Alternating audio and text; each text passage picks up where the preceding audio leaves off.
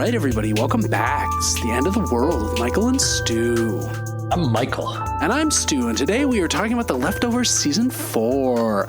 Psych, there is no Season 4. That would be... But shall we talk about it for 112 minutes anyways? Yeah, why, let's just imagine it. We just hallucinate Season 4. So John sees Erica, who sees Maggie, the new character, and her husband, Paul.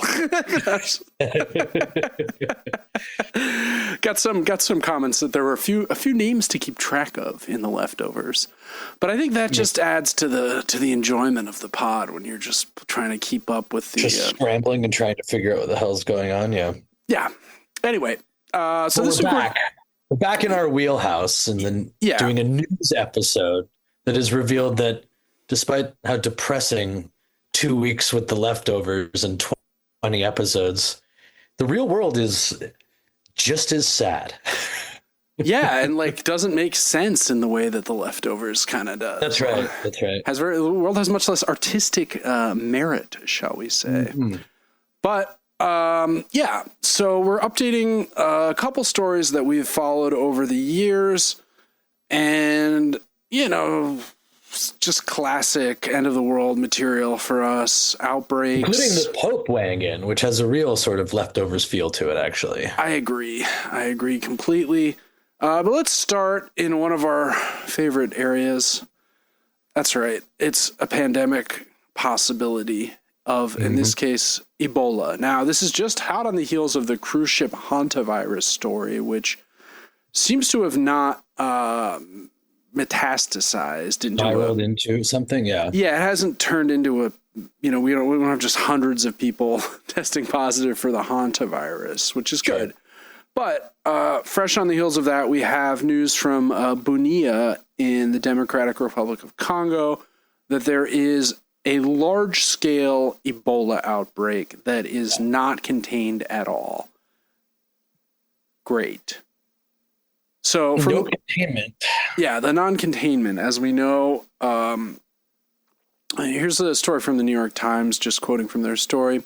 Here in Bunia, at the heart of the crisis, the usual signs of an organized response, large medical tents, medics in sealed white suits and goggles, and patients lying in strict isolation, are not yet in place. Oh, okay. It's a little outbreak throwback. You can find absolutely. If you go back in the archives, we did a beloved. Why is that the case? Do we know? Oh, I think we know. Oh, do we? Yeah. Doge? Yeah, exactly. Instead, the incipient aid effort is only getting set up. Outside Benia's main hospital on Saturday, workers hammered nails and pushed up tents a few yards from the main door in a frantic scramble to erect a handful of isolation wards where patients can be triaged, isolated, and treated. The virus is far ahead of us, said Ahmed Mahat, a manager with International Medical Corps, which is building 2 of the isolation wards, and it's spreading fast. So it seems like the dismantling by Doge of USAID has helped to slow the response to this outbreak, which is, no one could have possibly predicted that this would happen. Oh, wait, no, many people, in fact, working in the public and private sectors predicted exactly this. The gleeful arrogance of the Doge era, any potential savings that they keep talking about, it's always this type of thing, right? Where in order to get away with stopping, preventing funding for situations like this, they love to do this thing where it's like, well, we got rid of 48 million for sex ed in Malta. I mean, don't know what we need that for. You know what I mean? It's always this. That's totally 48 million for sex ed in Malta would be a little crazy. No, but I'm just saying, they point out these programs. Well, right? Usually it's studying frog reproduction. What good is that ever going to do? And it's that's how we understand cancer, actually, because frog, it's actually you absolute buffoon, you utter ghoulishly stupid imbecile who knows nothing about anything in the history of the world. Why don't you shut the fuck up? Sorry. Being very I've been incredibly triggered by idiots lately. I gotta try and find some. Yeah, it's also this story is sort of dark to me for a different reason, which is that it feels as though when we get outbreaks now, yeah, because of what happened with COVID, most of the coverage, most of the concern is about the immediate impact of like our area. Well, you know, not only that, but like, well, if they're lockdowns, I'm not abiding by them, stuff like that. Right. Yeah. But I just mean like, there's something very like tragic about the fact that this is actually happening somewhere. And the main thrust of the coverage is like, is American isolationism going to create another global pandemic? Like, obviously that is a problem, but sure. like, I don't know, lost again in the shuffle are these people on the ground floor who are just suffering so directly from the callousness of the administration, right? So what you're talking about is a kind of transnational solidarity that has been extinguished by a certain mood in American. Just extinguished just now, as opposed to before when it was rampant. No, but I mean, I think you're right. At least, at least there would be, however, empty gestures towards some. Well, I just mean like the whole way in which the arithmetic of this is that it'll be fine as long as it doesn't get out of control, right? Like the way we sort of look at how these tragedies are, they're set against a different scope and scale now. That's right. And I mean, 900 people are known to be sick at the moment. 175 have already passed on. Testing over 200 now. I just looked. Oh, just over 200. I looked earlier today, and look at that. Great news. Testing extremely limited, for the one, just lack of funding for the testing, but also the high cost of fuel.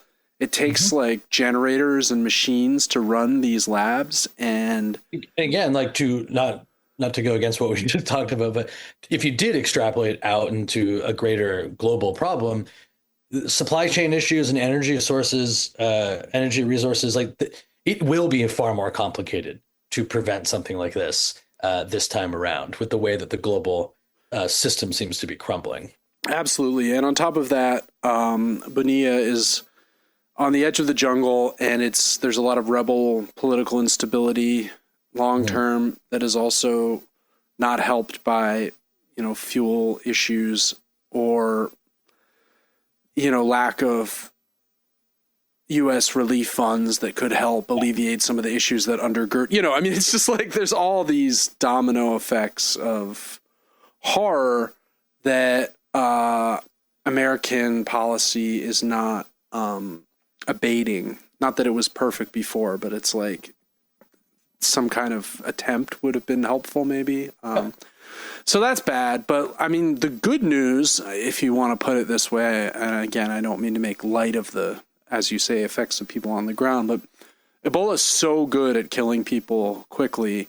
It's kind of hard for it to get off the ground in the same way that COVID did, right? It's not going to, people become so sick so quickly that they don't get on a plane and fly across the world unwittingly infecting people, But, that doesn't mean it can't happen. We saw this in 2014. We've talked about that before. The infamous relief doctor who came and went to my bowling alley. And luckily thank God, survived. And he survived as well, Dr. Craig Spencer, and he's now a commentator. So let's move on from that to even more good news, which is that the Iran war is over. Although, as we sat down literally to record, we're recording this on Monday night, word has leaked that as negotiators were arriving in Qatar, the U.S. initiated a bunch of strikes in southern Iran. Yeah, so classically titled self-defense. I love that. Self-defense strikes in southern Iran. Well, it's like claiming self-defense when you've broken into someone's house and they pull out a gun, and so then you shoot them. You're like, "Oh no, I shot him in self-defense. He had a gun." Right, like trying to go with like the stand your ground law after you've broken in. Brilliant. It's level of thought that we haven't really encountered. What is the basic setup of this potential agreement that they're just going to go back to how it was before the war? Yeah, essentially, the deal that was announced earlier today or yesterday, I forget which, is essentially just a deal to reopen the Strait of Hormuz to allow traffic to flow through it again. Because remember, we've been dealing with this. Victory. Yeah. We've been dealing with this double blockade situation where the U.S. is blockading the Iranians who are blocked. It's like, yeah, sure, why not? Brilliant. So yeah, essentially this returns the status quo before the war started, which seems to imply that the war has solved absolutely nothing and achieved absolutely nothing. I mean, they killed the Ayatollah, yes. However, he has been their navy's at the bottom of the sea. Oh, sure. Well, their navy was really... Would just admit that, we could all move on. But they killed the Ayatollah, but he's been replaced by his even more hardline son. So that's a victory. Gas is now $4.50 to $5 a gallon everywhere in America. Another victory. And around the world, I'm sure it's much higher, right? In California, I have heard reports that it's $6-7 a gallon out there. I'm sure in Canada, the price per liter is shockingly high. I mean, I just have to say that, like, what do we make of these quotes from Central Command? Like, it really is sort of Joseph Heller. It's like, conducted self-defense strikes in southern Iran to protect our troops from threats posed by Iran. It's like, so are we in a war or are we in a ceasefire? It's like, what are you talking about? Like, targets included missile launch sites. Well, yeah, they can still have the sites, man. You can't, like, what? Yeah, and some of their boats. U.S. Central Command continues to defend our forces. This is one of my favorite things of military speak, is that they send a force in, and then it becomes imperative to defend that force with force. I love that. Well, that's exactly what we were just describing, right? It's like, once you've invaded, you've got to defend yourself. Mm-hmm. Trump said on social media that Iran's enriched uranium will either be immediately turned over to the U.S. to be brought home and destroyed, or destroyed in place in Iran, or at another acceptable location. But Iran doesn't. There's really no reason for Iran to do that. They've absolutely won strategically. Like, they understand they have this lever they can now use, which is shutting the Strait of Hormuz, to, if not cripple, at least damage the global economy. And they've also substantially damaged relationships between the U.S. and many of its allies. I mean, it's a catastrophic failure by the states, but that means it's also a success in the way that Iran functioned during the war, right? And Trump is also insisting that Saudi Arabia and Qatar immediately recognize Israel as like a side project from this peace deal. You should join the Abraham Accords, guys. See how well this has gone? Just join up, right? Then we'll all be good. As if Israel didn't blow up some stuff in Qatar very recently. It's just guys, also, what's the benefit for these countries to recognize Israel at this point? It seems incredibly clear that Israel is not going to be a good faith ally to them, and will bomb them if an Iranian diplomat needs to be killed or whatever, whenever they want, right? It's I mean, I think that the Americans in particular are desperately trying to play sort of pretend and take backsies that their position hasn't been revealed to be weakened. You know what I mean? That it's just kind of, if we go back to the strait being open, then the status quo can be restored and we will somehow be able to retain the illusory quality of our power that was obviously shown to be way more limited than I think a lot of us really thought even, Yeah. It's not great. Well, let's leave that there for now. We'll keep an eye on it, as I'm sure peace continues to break out violently. And let's move on to the Pope, right? So there's been some rumblings that the AI bubble may be bursting, like Microsoft is restricting what I don't buy this, but they're saying Microsoft is scaling back on the number of tokens its coding teams can use in various. Apparently, the head of Uber also said he'd already blown through his whole AI budget and wasn't really seeing the results yet. Yeah. I think there's a lot of stuff like that. Well, because what's happening is it's classic drug dealer behavior from these AI firms where they're oh, free access to everyone. It reminds me of the Guns N' Roses song, more of a poem, really, Mr. Brownstone. first you did a little, but a little wouldn't do it. So a little got more and more. He just kept trying to get a little better than before. Mr. Brownstone played an important role in my educational life when I was about... Really? Why? When I was like 8 or 9, I was at summer camp. This is after second grade, quite young. And we were really into Appetite for Destruction because it was 1989 or whatever. It was the best album in the world. Yeah, it was a great record. But Mr. Brownstone, I remember breaking down the lyrics and realizing, oh, Mr. Brownstone is a drug dealer.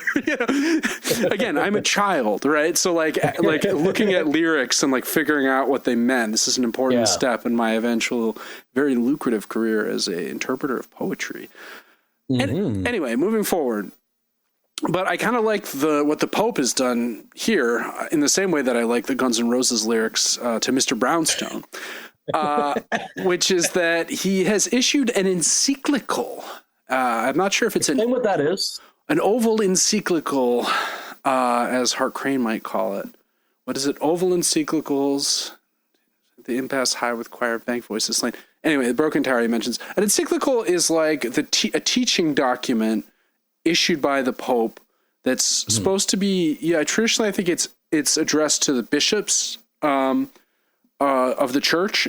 And it's kind of like, this is my guidance on how we should think about this issue. It could be a social issue, it could be a theological controversy, it could be any number of, it goes back to give some consistency of what's being said to congregations all over the world. Yeah. And just to be like, this is kind of our position. It's not always like declarative. It's not always like a papal bull is when the Pope is like, this is now outlawed or whatever. An encyclical is more like open to interpretation. And he's issued a 40,000 word encyclical, which is quite long. Just 40,000, yeah. Just only 40,000. Actually read through a bit of it before we hopped on. Yeah, as did I. And finding myself more and more in alignment with the Catholic Church has been a confusing couple days. Oh, it's been a confusing couple decades. I mean... Yeah, I guess that's true. Aside from, the big issue of the whole covering up the abusing priests, more and more it seems like the Catholic Church is on the side of humanity a little bit more than some of our evangelical brethren. Yes, indeed. Not to get myself canceled by Christian conservatives. I know that would be terrible. What was the basic stance? Well, Time magazine, which somehow still exists, had a little article that I read and said the Pope emphasized in the document that he's not opposed to innovation. Rather than rejecting technological progress, he wrote that technology should not be considered in itself as a force antagonistic to humanity, but instead must be guided by responsible and ethical use. But he warned that without stronger safeguards, artificial intelligence could deepen inequality, weaken human agency, and shift critical decisions increasingly out of human hands. I mean, right, so it's not a particularly original thought, but it's more that the scale of an institution, the importance of an institution of this size coming out and putting this on like an official document. Yeah, really there's like 1 billion plus Catholics in the world. It's one of the world's largest religions, if not the largest. And it's what I liked about it, and hence the comparison to earlier to literary analysis, is that he makes these connections to stories from the Bible. He's sort of like, the building of AI is kind of like the construction of the Tower of Babel. We're like trying to reach up to become God, and as the parable tells us that this time we're succeeding. Yeah, well, we'll see.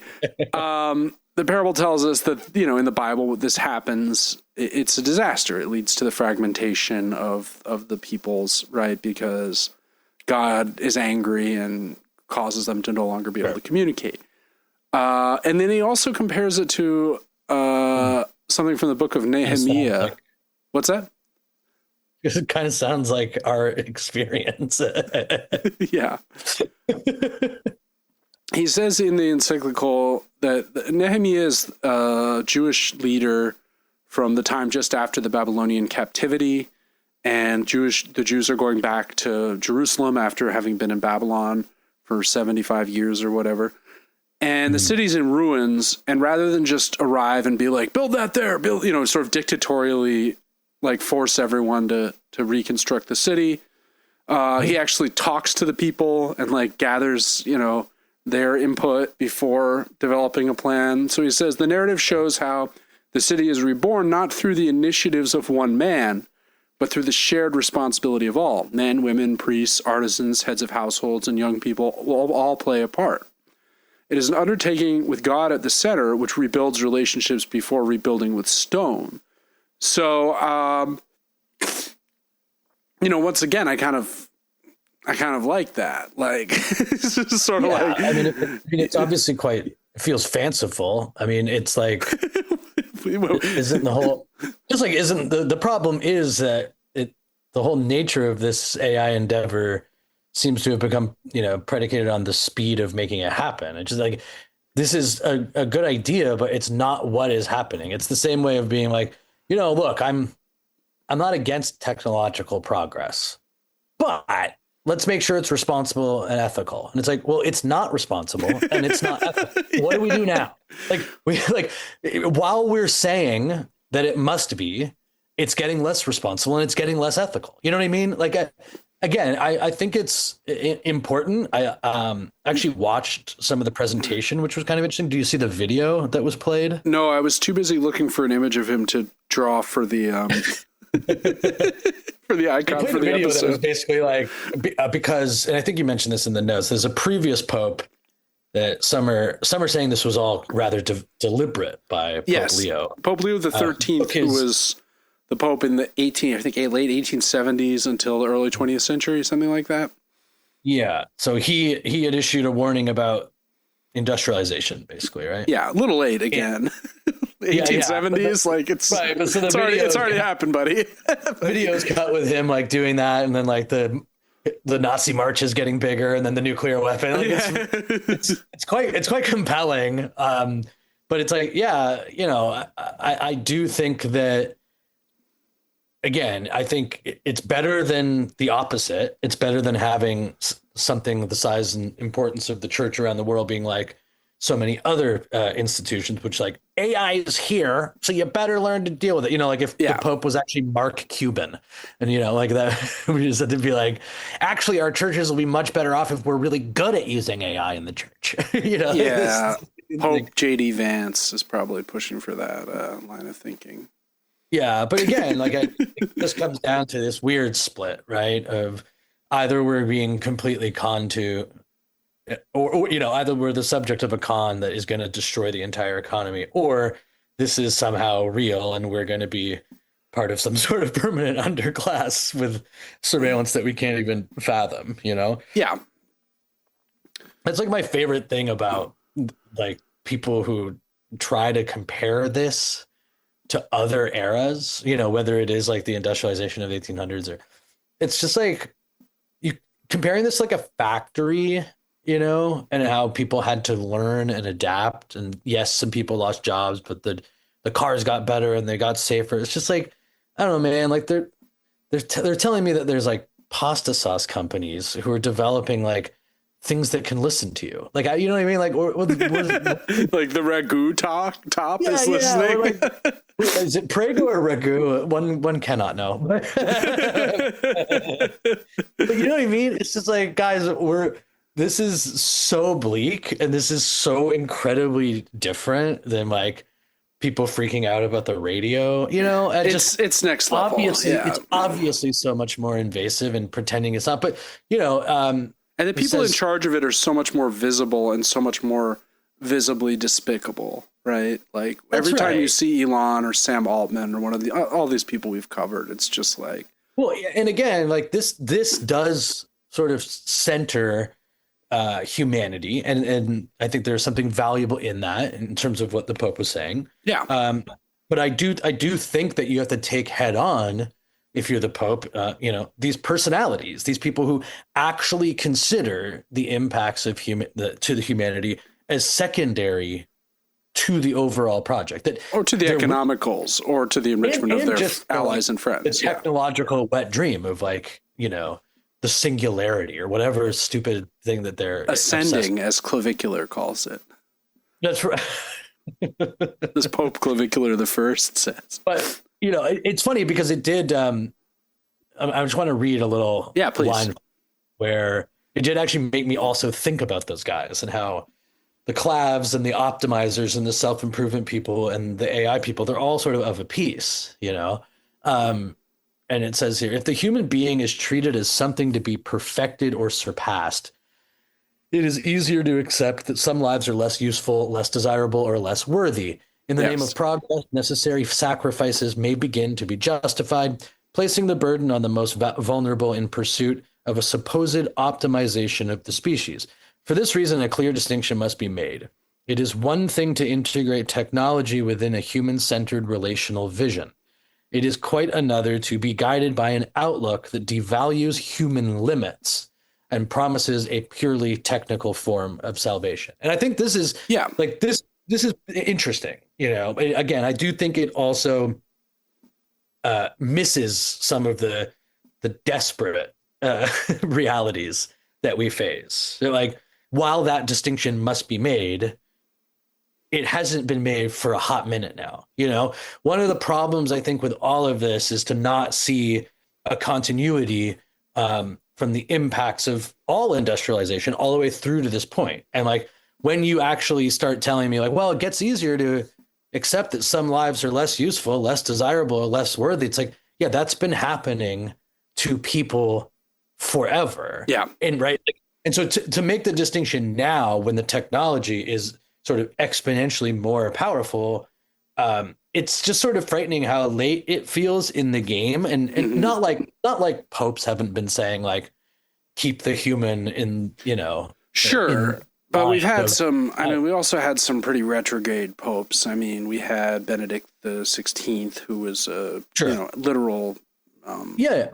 The last thing I just wanted to say about this piece that I find the most interesting, and I think is something to really think about in relationship to our technology, particularly in the phase that it appears to be in, is that it is quite another to be guided by an outlook that devalues human limits. Right? I think there is something quite important about that we are not supposed to do and have certain things. Now, again, you can then say, well, look, it's going to cure every form of cancer and every kid in every place in the whole world will get a world-class tutor. It's I understand. Call me the first time that it cures any form of cancer. Call me at once. But it's these are the whole, from what I can tell, one of the biggest problems with industrialization is precisely at the various moments when we have exceeded our limitations or our idea of the possible and have been utterly unprepared to deal with it. Yeah. But by the same token, let us remember the words of Robert Browning. A man's reach should exceed his grasp, or what's a heaven for? Anyway, but well, I think I think Browning is kind of talking about the value of limitation there too, though, right? It's from the great poem Andrea del Sarto about the painter whose paintings were too perfect, and that there's something about being too perfect that is a negative, right? That's one of the problems with AI images, right? This weird convergence on perfection is ultimately boring, right? There's something that is lost in our, what is it? Emerson says something about this, that even in our errors, we are gaining, right? That when we make mistakes, that the imperfection of our passing through the world is actually what creates value. Or as Wallace Stevens puts it, death is the mother of beauty. Anyway, I don't know why I'm quoting so much poetry today. I guess I saw a bunch of poets the other night, so maybe I'm having poetry relapse. My poetry addiction is recurring. One last story. China is kind of making some overtures to Cuba. Yeah, it's the timing's interesting, right on the heels of the visit from Trump to China. Yeah, where they're basically hands off Taiwan, and he immediately canceled $14 billion in arms sales to Taiwan. Real powerful look there. But it's not much, obviously, but as we know, China does move in sort of softer, more deliberate ways often when it comes to the global stage. But yeah, I did find the timing kind of interesting. But just to explain what happened, they shipped some rice in. Yeah. Right. So we're not talking about. And they've been giving them some, wait for it, solar panels. Yeah, right. And, we have seen an increasingly belligerent tone towards Cuba over the last year. And certainly it seems to be starting up again, as we both have in particular noticed. after the Venezuela thing. It was like, and Cuba's next, right? Yeah. And even after the Iran ceasefire, you started hearing them using similar terminology like a great state sponsor of terror. You're like, okay, like what are you talking about? Okay, sure. Well, they indicted Raul Castro for like his alleged role in shooting down some planes in 1996. Exactly. So there's all of this kind of like feels like a little bit of a stretch that you have to go 30 years back. Yeah, they seem comfortable with stretches. Oh, do they ever? And about the team that we've got guiding things right now. Oh my God. They sent in 60,000 tons of rice, and obviously Cuba reacted positively, both the people and thank you for showing solidarity with us, they said. I saw the statement. And at the same time, deep gratitude to members of the European Parliament who were denouncing pressure campaign from the various forces. But while this is like a small example, although there's no doubt that 60,000 tons of rice in Cuba is much needed right now. Yeah. It is just a great example of the total confusion of these policies by our administration. Like, the one hand, you get out and you do these memes like our hemisphere or whatever, right? Yeah. These stupid shows of force. And the truth is that like you've totally lost any ability or desire or and have destroyed the institutions to exact any type of soft power, though. That's right. It's like, well, what do you think USAID was for? You fucking idiots! Like, right. It's so that other places would be saying this about you sometimes. Yeah. And obviously, oh, thank you for the aid, America, or whatever. Right. Right. And just to see it like get to this point, because obviously, like I said, China does not like to sort of worry itself, particularly about America's sphere of influence. Except for in East Asia. Right? Sure. Well, increasingly. yeah. But I just mean to say, like, it's a sign that I think China in particular is feeling like there is a bit of room to act a little more directly, given the complete abdication of sort of moral authority that the Trump administration seems to revel in. You know? Yeah. And, China does have the chance to do the funniest thing that it could possibly do. Which is? To station nuclear weapons in Cuba.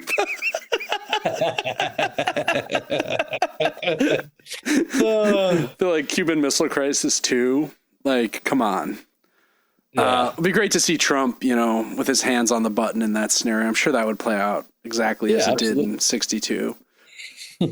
Yeah. All right. So we'll keep an eye on this. The other thing is, a bunch of lib idiots and sort of centrist monsters of various forms have been doing like this months-long hate campaign against Hassan Piker. And now we've got word that Trump is like looking to prosecute Hassan for possibly bringing aid to Cuba. And so it's like, I just want to give a thank you, Sarah Longwell and the fucking idiots at the Bulwark for just like drawing so much attention to Hassan, because now you've put him in legal jeopardy from the most unjust people in the world that you purport to hate. Right. Their whole thing is like, we're Republicans, but now we're not because we hate Trump. And it's like, right, in this weird game of tattletale for the moral crime of bringing aid to Cuba, and and for being anti-Israel, that's his real crime. No, I understand that, but it is incredible to see the hoops that they will jump through to end up aligning themselves with the Trump administration. Right? Absolutely. All right. So next week, we're going to go back to a movie, and we're going to talk about Greenland, which my brother Oliver is a great listener and supporter of the pod, has wanted us to cover for some time. And then he also said in his text, he said, well, and then after that, you can do Greenland too.